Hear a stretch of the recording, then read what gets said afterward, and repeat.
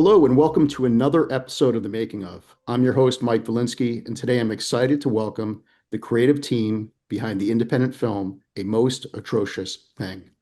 On our podcast today are the film's co-directors, Christian Hurley, Ben Oliphant, and Matt Wassong. I thought we could invite them on to hear about the making of this film that was done on a shoestring, how they found distribution, and much more.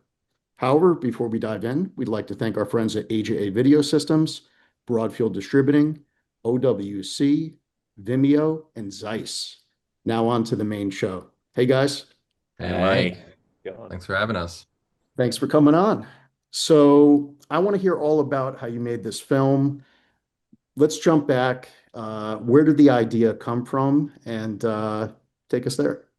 Yeah, so the movie is called A Most Atrocious Thing. It's a stoner horror comedy about a group of guys who go on a hunting trip and accidentally kill a rabbit deer and eat it. So it quickly becomes a survive the night thriller as everyone's trying to fend off the zombies and stay friends. But yeah, it actually all starts back in college where we all met at Chapman University. We graduated 2020 during COVID. So we had gone to school at Chapman University, met there in the film department. And then, yeah, that summer we all went back home. There were no jobs. There was no reason to kind of move to Los Angeles. So we all had to save money. Um, and yeah, I think at some point during that summer, I had watched the movie Creep and I was like, why can't we just like do this basically, shoestring budget, like you said. And Ben had a family cabin in Colorado that we had kind of, gone to in the past as like kind of like a friend trip. And so yeah, I contacted him and kind of was like, what if we did like a horror movie or something at your family cabin? Like, do you think we could do that? And it was like, yeah, like what is the movie though?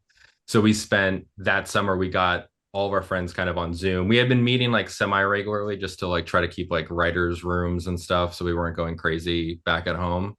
And yeah, we basically outlined a full feature film that was called The Most Atrocious Thing about, well, I won't get too much into it, but it was a very different idea in the end. And everyone kind of took turns like writing scenes and, we would meet a couple times a week and go over it. And the goal was to film it in September. So we would take the whole month of September and film it. But yeah, we all went to Ben's cabin, and then maybe yeah, one of you guys could kind of take over from from here. Yeah. We were at the cabin in September 2020, and we were moving into LA in October. So we had a month, and that was our deadline. We have to film a feature by the end of that month. And so we shot probably about like 2 to 3 weeks of that month, maybe. And I remember it took us a while to like, I mean, there's so many stories along that month of like actually like getting it together, but we would later learn that the amount of footage we had amounted to maybe 30 minutes of the runtime, which is only 75 minutes to begin with. But we had like the skeleton of a feature film. There's no meat on the bone yet. So that was kind of the first part of the movie was just shooting like the beats of it. But I mean, really none of us had done any films longer than 15, 20 minutes. Collectively, we had a lot of experience on each other's sets at college. But this is like a huge undertaking that I don't think any of us could have taken, alone. So I think we felt like we were, stronger together and leaning on each other. So that was kind of the start to the month. Yeah. It was like very democratic, I guess. Like I think like truthfully, it was about eight of us that started with it, and we all said like, okay, we're gonna put in $250 each just to get some. We had equipment, but we needed stuff like sound and stuff, and we were all gonna kind of wear the same hats. Like we were all gonna act in it to some degree, and we were all going to be like boom op, camera operator. And I think that allowed us a little bit of flexibility for that first shoot.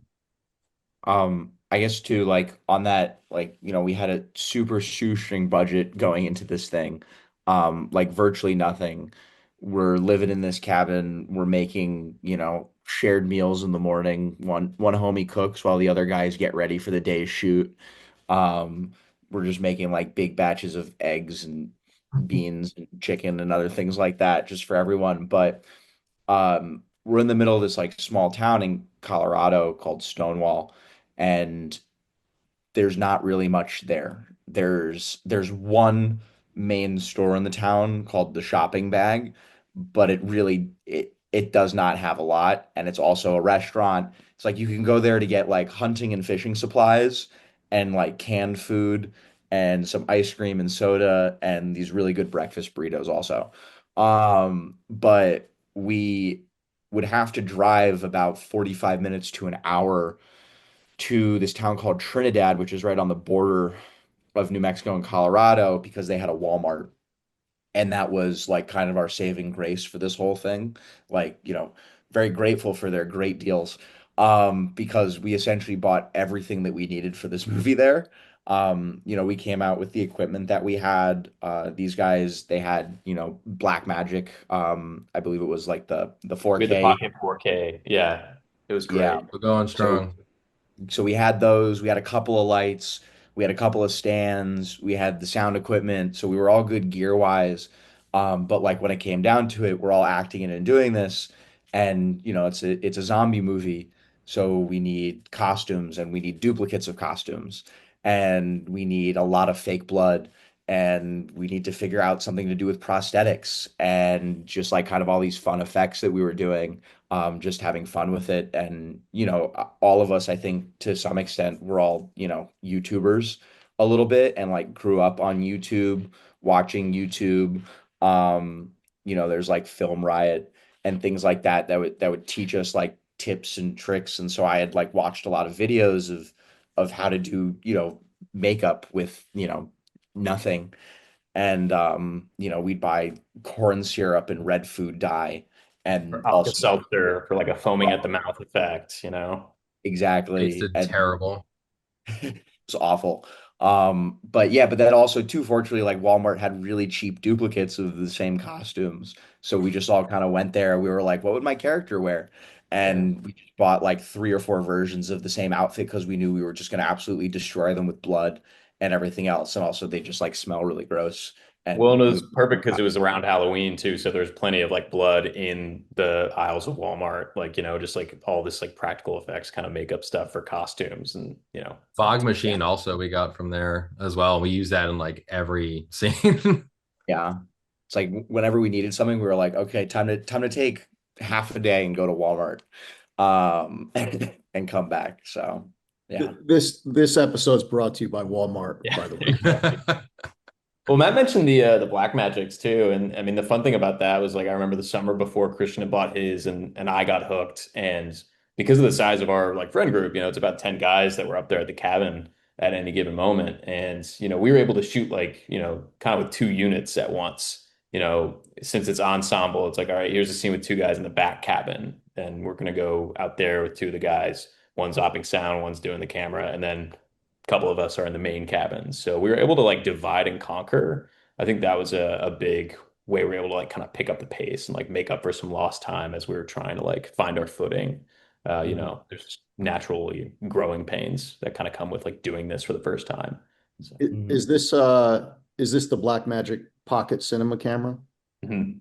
Yeah, that was I think the movie was pretty much shot entirely on that. And then even one of our friends had the we did a shot. It was like the oneer in the cabin. That was on the Pocket Cinema camera, the 1080 version on like The this original model for it. the Yeah, original. I also forget the name for it. Yeah, this was the 4K. So this was right before the 6K came out that we were doing all this. Yeah. That one. Our gimbal was not weighty enough to support the weight of the 4K though, so that's why we scaled back to the original Pocket camera because I think it was a Ronin we were using, and it was a little more nimble.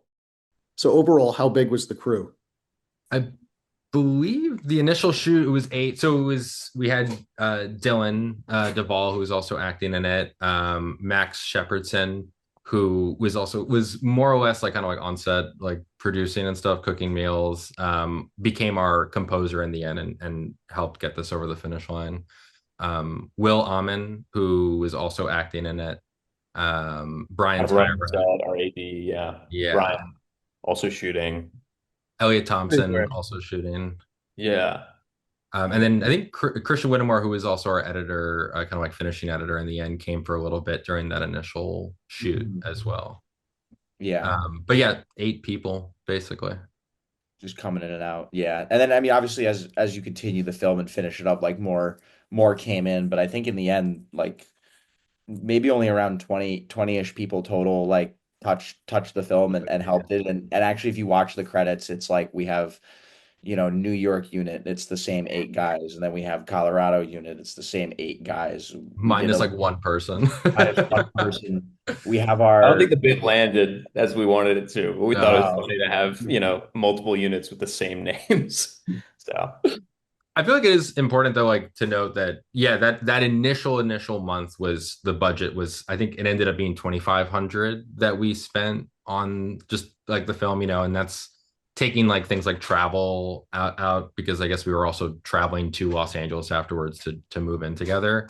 But over the course of the next 2 years, we would be reshooting a lot of the stuff and adding to that those 30 minutes that Ben had kind of spoken to, and that was where we were still keeping it in that micro budget realm, but it started to add up a little bit more. And I think like our final production budget was somewhere in the like it was definitely under 10,000, but yeah. something like that. I forget. I think what kept costs down was, Christian mentioned watching Creep, and we were both big fans of the Duplass brothers book, Like Brothers, and in there it kind of like goes through like how to make $1,000 feature, which we missed it by this much, but it was fun, just like being able to. I think they call it in the book the school of available materials. So it's like, okay, like my family has this cabin, like that's already production designed. That means we don't have to pay or like figure out how to dress a location to look like an old cabin. It is an old cabin.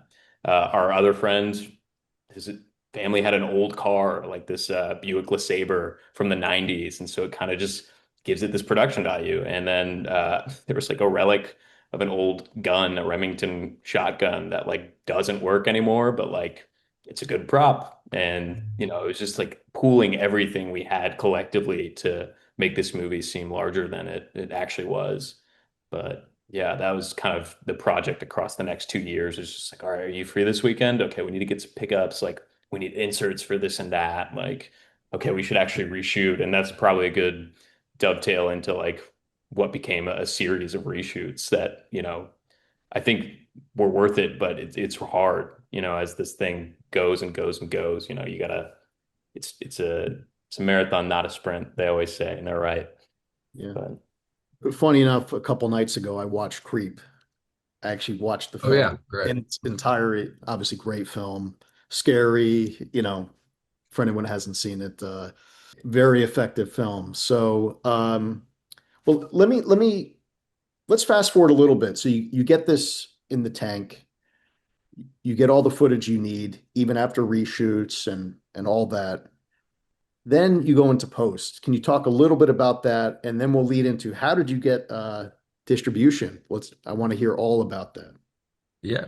Post was, I don't know, it was so like intermingled with still filming the movie. Like I think like truthfully, there was a whole like B plot. There's 2 characters who are on their way to the cabin who haven't made it yet. it Um slept in. Yeah. yeah, exactly. But that was not a fleshed out thing. And even like a month before, like Ben had kind of this genius idea of like, well, we need to make the movie a little bit longer. And also we need to like tonally balance this out with some funnier scenes because the survive the night stuff was definitely a little bit more actiony. Yeah, I mean, in regards to like what our post timeline was, it was 2 years of like shooting while editing what we shot and then understanding the story and like what narrative gaps there were. Because when I say we put meat on the bone, eventually it's like, okay, we have the expository scene where they arrive at the cabin and we set the scene, but it's like, no, you need like, I mean, Christian really had his like understanding of horror that I did not at the time. I've come out of this a massive horror fan, which has been really fun, but at least back then, as I got more and more into horror, I was like, oh, like you have to have a serious climax. Like it has to escalate. And Mhm. our movie just kind of like hit a plateau at a certain point when we were screening it. And I think we kind of felt it, watching cut after cut, where it's just like something's not like, you know, it's it wasn't there yet, but I would show the movie to my mom, who's like a huge movie buff, and she really responded to the 2 characters Max and Brian play, who were, they had slept in and then they were trying to catch up and join the boys. And every time they were on screen, she was like, "You should have had more of them." And I was like, I mean, she's our audience, like she's the best test audience we'll have for now while this is still just kind of inner circle. So, yeah, about a month before we had set dates to shoot the climax with them and kind of recut the climax to include them, where it was like intercutting. There were three different stories going on at once, and it all kind of crescendos, very musically in a way. But I mean, we had a discussion as a crew, and we were all living together at the time, so it was like very close quarters and a tricky thing to balance. I wouldn't say it's like for the faint of heart to make movies with your friends who are also your roommates, but at that time, we all kind of sat down and said, okay, like if we want to do this, like we have a window to do it and we have to be good boys. We have to get everything else done before that point. That was kind of the deal we made. And so to convince everybody like that it was worth it and that, we weren't going to kind of fumble our way through it like we kind of had at times. Like I pre-edited the movie and did a lot of like temp text of like, okay, like here's the storyboard and here's where it's going to go in the cut. And having that kind of plan like really helped pull it off in the 11th hour. But it was all hands on deck. I mean, Matt was making the credits. It was like this, 11-page like Photoshop document that like he'd hand drawn on his iPad. I mean, Christian was like doing this psychedelic sequence at the end, like while also like cutting. And then our roommate upstairs, Christian Whittemore, was doing the color. Max is doing the score next door. So like, it took a village.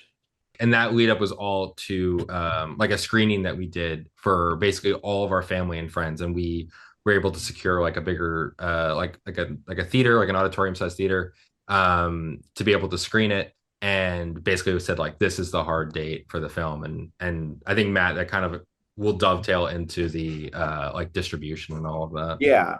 So like, this whole process had obviously taken a very long time, and like as friends, as roommates, as filmmakers, it's like you need to kind of know when to put the thing down, or just like kind of set real hard deadlines for yourself and be done with it.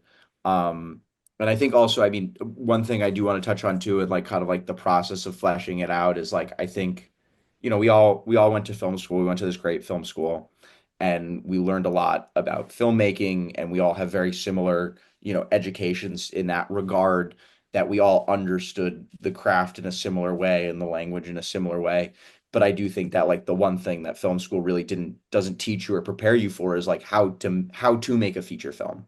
Like the short films that we make there, they're very heavy on, you're just going to focus on the A story. You're just going to focus on this one moment in time. And that's, not really what a feature film is. There's a lot of different, there's an A story, B story, C story. There's a lot going on. You need to fully flesh out this world. And I think that 2 year period was like a lot, but also really necessary for us to learn, really, like, by getting our hands dirty of like how to make a feature Yeah. film This was and our how to grad make story work. Yeah, it was definitely our grad school. But, so after all this time, we were like, we're so close to this thing. We had done more pickups. We filmed a lot of stuff, even in like the garage of our house. And, like Christian did this fantastic little shoot with like miniatures on a treadmill in our garage. And it looks like the car's like speeding down the highway. It's like super cool. But we were also just like, okay, like if we don't set a date for ourselves, we're never going to finish this thing. So I was like, we need to screen this. Our friends have been asking to see this because it's all we talk about. Our family's been asking to see this because it's all we talk about. And so we're like, we need to set a date. And so I started looking around Los Angeles. And at this point, some of our other friends had done like little screenings at theaters around LA. Like there's smaller boutique theaters where, for a couple $100, you can rent it out in the middle of a day and screen your movie. But we were like, no, we've put so much work into this. Like, this needs to be our premiere. This needs to be our party. Because, like, even if the movie's going to go nowhere, like, we want to have a night where, we feel like we made a big Hollywood movie, essentially. And so we booked out this theater. It's called the Fine Arts Theater. It's in Beverly Hills. It's like got this beautiful big marquee. And so we set up this whole night. It's about a 250, 300 person theater. And we invested a bit of money into that, not knowing if we'd make it back, but we were like, it's going to be worth it. It's going to I be think the fun. rental was more than our production budget, It probably. was. It was. The rental was more than the production budget. But we were like, at least we'll have, this. and this will be our big moment. And so we set up this big premiere. We sold tickets to it. Every ticket came with free popcorn, and we had an A open drink. bar and a Yeah. drink. We had an open bar sponsored, thankfully, through some LA brands and companies that we begged. We were like, please give us some free alcohol that we can give to our friends. So they'll And like the movie better. Yeah, exactly. yeah, so they'll laugh more. Um, and so we did this theater, and we sold it out. The theater was completely packed when we did our screening. We also we did a spoof like Nicole Kidman thing with one of our really hilarious comedian friends, Noah Marger, beforehand, like just really making it feel like a whole night. We also had the idea, Christian and Ben had the idea, like, we should do this like 3D bit in the movie essentially, where like our production company logo essentially just splits into three. Like, it's not real 3D. It's just we made it, a little bit off a red, blue, green channel, whatever, like set it off a little bit. And we got 3D glasses. We told everyone it was in 3D. When they walked in, everyone got handed a pair of 3D glasses for the movie, and you put it on for like 5 seconds at the beginning and then you take it off. But it was really, really great. And it was just like a really fantastic experience, just like in that theater full of friends and peers, and even a bunch of like random folks kind of from around LA were like, I saw that there was this movie going on here and I just wanted to like come check it out. Um, and that was kind of, I think, our first moment of like, wow, like this movie is like works, and it's also really good because everyone was laughing and everyone was like, screaming and just having a really great time watching the movie. And fortunately, through selling the tickets, we actually made the money back on the rental, so that was huge for us. But through One that, night we were a profitable movie. It was for pretty one pretty night, beautiful. one night only. But through that, we had some friends and some other people. I used to work at creative artist agency in the mailroom and was an assistant for a moment. So we just invited everyone we knew. And it actually ended up being one of our friends, Mariah, who introduced us to Tubi, who was interested, in the movie. And she was like, I know people who would be interested in this movie, and I think we can get this, distributed for you guys. And she's like, this was an amazing night. Like, I think that kind of like speaks to the power of the theatrical experience. It's like when everyone's in the room together and having this shared experience, like the energy is just completely unmatched. um and so through that began the then long process of trying to get this movie distributed. um we met this company, Giant Pictures, and they came on, and they were interested in distributing the film. And so we worked with them. We had to go through a whole process at this point then to actually clear all of the music that we used in the movie, and also kind of do our proper chain of title and all of our legal work, because up to this point, we're just a group of friends who all threw in a bunch of money and kind of didn't really track it all that much, and just, kind of, we were just like, oh, we got a little bit of money here, let's do this. And that was our whole process. So we had to go through, formalize everything, um, pay for all of that, which definitely inflated the budget then even more. Unfortunately, like we finished the movie for less, but to get it distribution ready, that's a whole other challenge. But when it came down to it, we finished the movie, and we actually then, um, with Giant's help, had our premiere at the Make Believe Festival up in Seattle in early 2024. Um, and I don't know if one of you guys wants to take it from there, but that was really special as well, because I think that was our third screening. We did one in New York for the New York friends and family. Christian's a New Yorker, I'm a New Yorker, Max is a New Yorker. So we were like, we need a little New York screening, but that was still just friends and family. Um, and then this one was like our real big, public facing world premiere. So Yeah, I mean, I guess just like in terms of that being advice for filmmakers who might be in a similar position or a similar role, like the importance of getting the premiere at so Make Believe is at the time was a like a genre fest, so it was very specific for horror films, and we were basically like one of the headliner films for the festival. But the importance there was that we were able to get some reviews for the film. So we had like Dread Central and a few other publications that were at the screening, saw the film, reviewed it. Mhm. And that was all leading up to the VOD release date, which was April 4th. And so that was huge because that was kind of the initial way for us to make money on the film, was through rentals.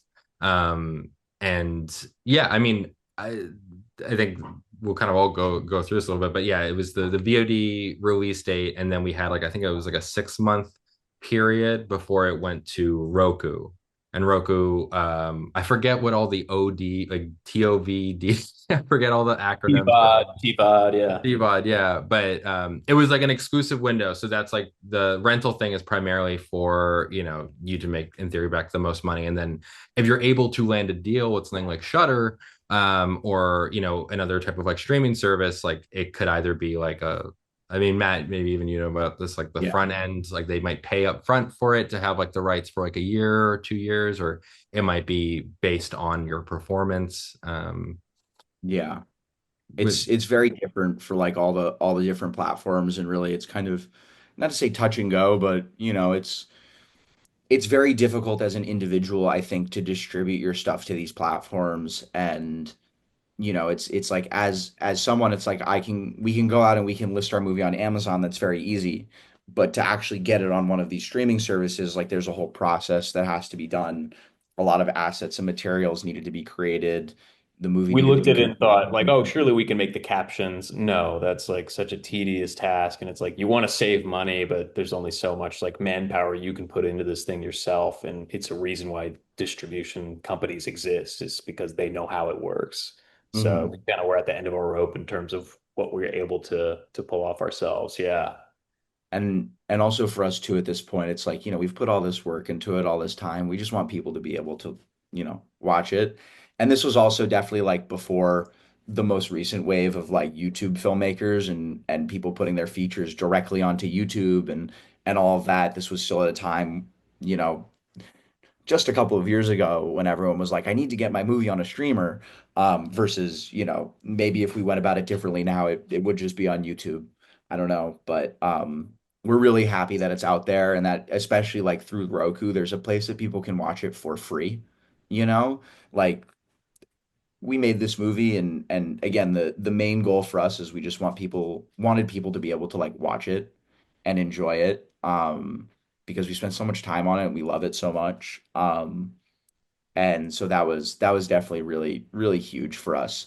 But jumping back to it, I do think like another big thing is, I think a lot of people like hide their projects from the world for whatever reason. They keep it behind unlisted links, or they're like, no, I'm gonna wait for so and so to maybe see it. And I think for us with that first screening, we were like, no, we want people to see it. Like, what's the point of making this thing if you don't just want as many people as possible to see it? And that obviously worked out for us because it led to this distribution. Um, I think and what helped that too is like after that first friends and family screening, we had put the film on Letterboxd, and like all of our friends then started reviewing it, and I started checking in not just for my own ego, but also to see like, oh, like what's going on here, like because people were adding it to their lists, like oh, upcoming horror features. The horror fan community is like really vibrant, like very obsessive, and so we had a poster we had commissioned, and people were asking like, oh, like when is this out on Blu-ray? Because horror fans love their Blu-rays, as do I.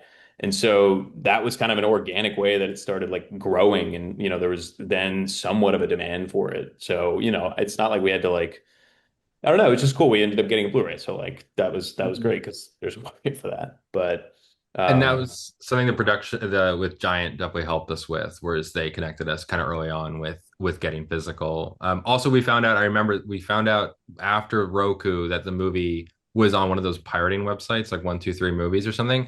But we were number one on the horror page, I think, because the poster is very red, like it's a very like interesting graphic.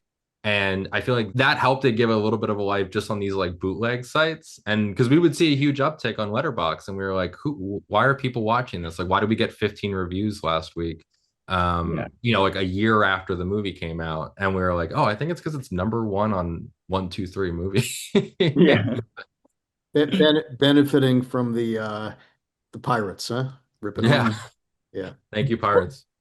yeah. So let me fast forward here. Amazing story from shooting this during COVID, a zombie film filmed, during the apocalyptic time we all went through, all the way through your premiere in Beverly Hills with a Mhm. packed house. I mean, I love the trajectory. And then up at the festival up in Seattle and all that. Now, what's cooking now? Are you guys, there's another feature in the works. Let me know, can you tell us?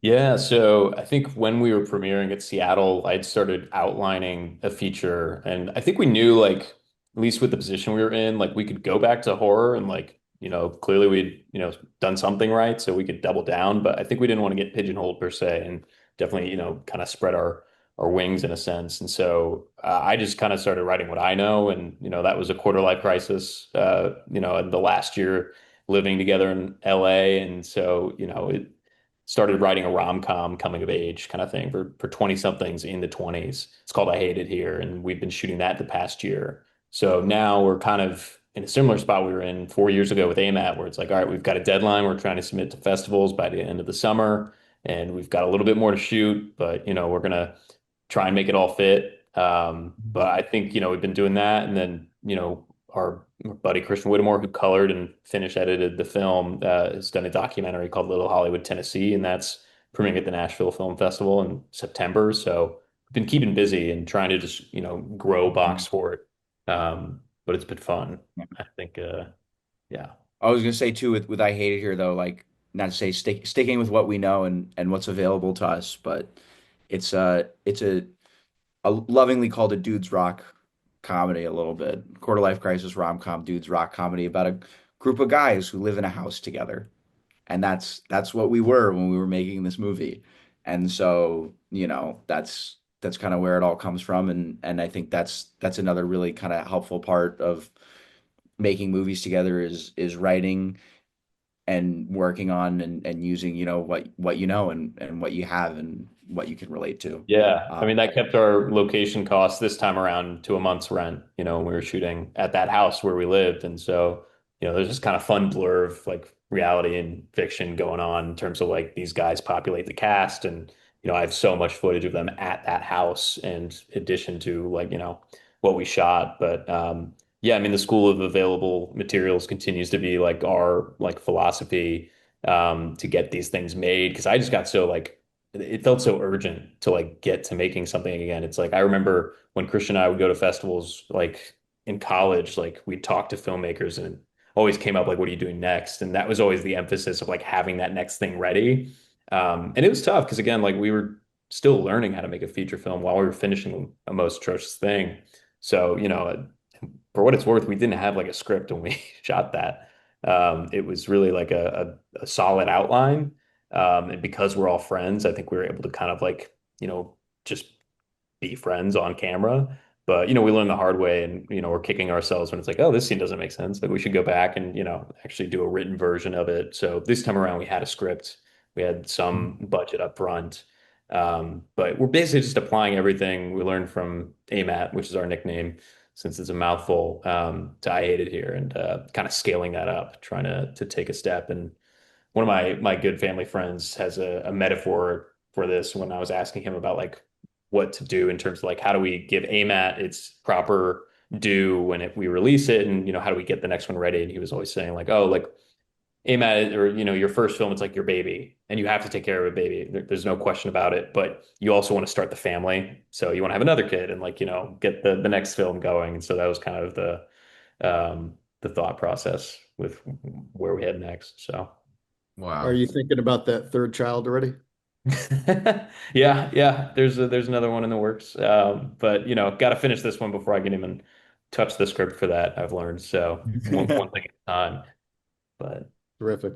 Well, let me ask this. Where can everybody go to check out your first film? And then where can they keep on the lookout this fall and winter, maybe catching it at a festival or things like that for your second film? Yeah, so you can watch A Most Atrocious Thing right now for free on Roku. It's also on Fossum and a few other streaming services as well. Um, Obviously, our ideal way for you to watch it is to get a Blu-ray or a DVD off of Amazon.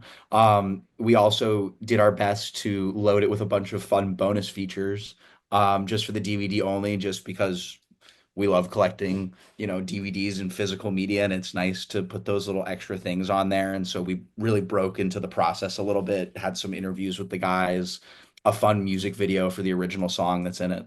So that's definitely the ideal way. Um, but for our future projects, we're mostly active on Instagram, at boxfort.tv. That's our main page. We also, we post a lot on YouTube throughout the years. We've posted a lot of our shorts, all of our thesis films. We've done sketches, little mini docs, things like that, all on our YouTube channel, which is also Boxfort TV. Um, but then our new movie is I Hate It Here. So just at I Hate It Here movie. Um, on Instagram, and you could follow along there. But Boxfort's sharing everything that we're doing on all of our projects. Little Hollywood, Tennessee. I Hate It Here. Christian has this fantastic doc right now called Desert Ed. That's also really good that you can check out. So that's really the place I think to check it out. And as we go forward into the future, I think that's where a lot of people our age and hopefully older and younger as well are finding the things that they love to watch and enjoy. And so we're just going to keep sharing it there and share it wherever we can. Now, I have a really difficult final question, and you each only get to answer one movie because we have three people here. Your favorite film of all time. We're going to go around the horn here, and then we have to wrap up for today. So we're going to start with Christian. Oh my God. Maybe it's because I just rewatched it since I am about to become a dad, but I have to go Raising Arizona. It's such a like perfect movie. The opening 10 minutes monologue, just setting up the entire world, tonally, zany, Looney Tunes energy. And I feel like that's just what I love about a lot of films. Like I feel like it perfectly encompasses like tone and everything for me. So Raising Arizona. Well, I hope I don't see you running down the street with diapers. After having robbed a bank. Well, we'll see.